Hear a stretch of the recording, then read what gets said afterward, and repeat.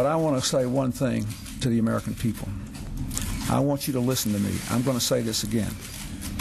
I did not have sexual relations with that woman.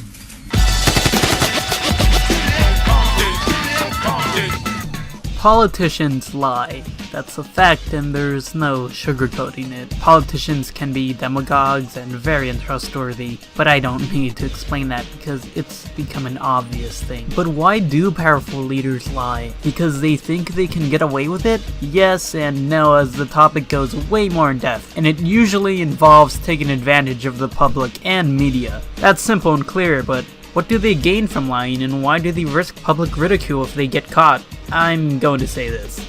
We know about scandals like Watergate, and we know about Bill Clinton's entire mess of an ordeal he faced, but there are probably much more worse things that are being kept hidden from us than just a break-in at a hotel or a blue dress with a certain stain. I'm not trying to sound like a complete conspiracy nutcase, as I'm trying to avoid touchy subjects like if 9/11 was an inside job, or if the JFK assassination was part of a much larger project. I'm trying to take a glimpse of the mind of a politician and try to see things from their point of view. We've all stretched the truth to a point where it is needed to be stretched. I hate to say this, but deception can be justified when under certain circumstances. If you take a look at another's work that is less than subpar, you may say that it's great in order to boost their morale, but you may also be honest and give some honest critique on the work. Benevolence will sometimes combat the brutal truth. An example of this can be seen in the Pentagon Papers of 1971. The basic summary of these papers is as follows. The government had been misleading the public about the course of the war in Vietnam. Once described as a winning war by the government, it was now exposed as a losing war that was expanding into Laos and Cambodia. Americans were obviously pretty pissed. They thought of it this way: how could the government be lying to us? Why would they do this? But today it could be seen as this way. Of course the government is lying to us. It doesn't take a person with a PhD in college to know that. When the American people found out about the papers, they were infuriated. For years they were being deceived by the people they were supposed to trust. The papers were leaked, but it makes you wonder what else could be leaked that are supposed to be very top secret documents. Documents that are hidden from us. On July 22nd, 2016, the Democratic National Committee's emails were leaked. It was revealed that the Democrats were suppressing Bernie Sanders in his campaign to become president, and that the DNC had already chosen a favorite candidate. Personally, this was already pretty obvious, but I still have to admit, it's outrageous. The DNC's chairman had to resign, and there were some pretty heated protests outside the convention. It's once again a bitter reminder that the 2016 election is filled with quite a few corrupted stars. But that's not the point. The American public should be rightfully informed on certain matters, but unfortunately, that's not the case. Certain secrets do somehow make it out of the rug either by mistake, leaks, hackings, or via the course of time.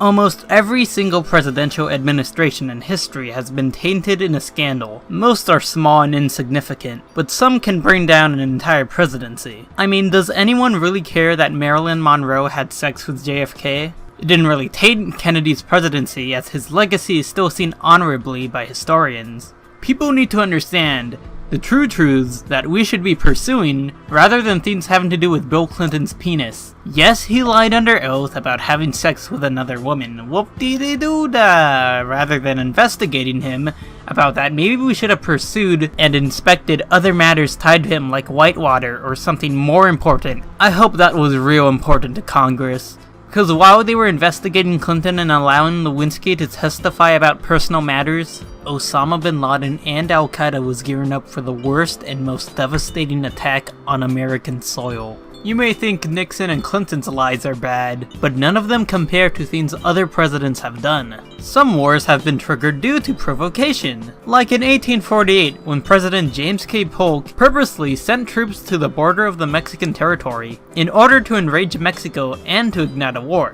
Some wars are even built on lies, like the Spanish-American War. In 1898, William McKinley sent the USS Maine out at sea, at a time where America was debating whether or not to help the Cubans in their revolution against Spain. The USS Maine exploded, and due to the manipulation that was the press of that time, also known as yellow journalism, the American public accused Spain of igniting a war between them. It also gave a new phrase to Americans, which was, "Remember the Maine, to hell with Spain." The false report that was given to the public later pushed the Congress to declare war on the Spanish. Recent studies have suggested that the USS Maine wasn't hit by a missile from the Spanish, but rather it sank due to an internal explosion via the ship itself. The problem with secrets isn't just because of the government, it's also how the media articulates it among the people. It's obvious that not every single classified document should be released to the public.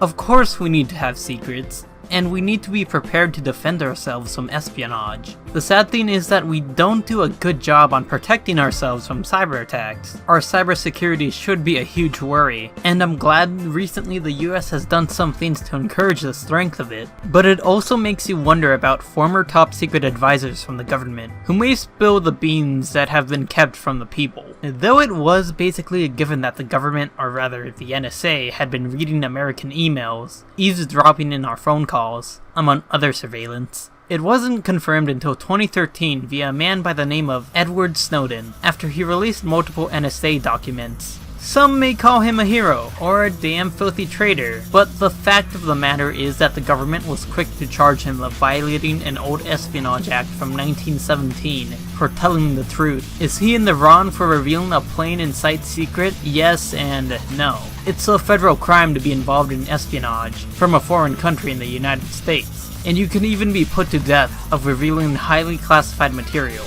A famous example of this has been with Julius and Ethel Rosenberg during the Cold War, as they were convicted of giving information to Joseph Stalin about the atomic bomb. They were both executed via the electric chair on June 19, 1953. The CIA obviously doesn't mess around with secrets being leaked. The thing is, how would the nation respond if they found out such enraging secrets kept from us?